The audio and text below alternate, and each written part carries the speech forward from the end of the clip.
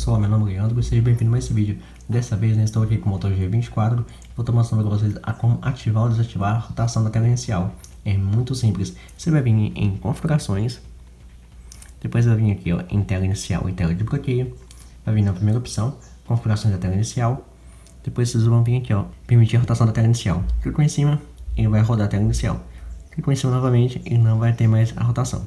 Muito simples, né? Então te ajudei, gostou do vídeo? Se gostei, compartilhe, inscreva-se e marque o sininho para não perder novos vídeos. Porque cada um de vocês todos são incríveis. Então tchau e até a próxima.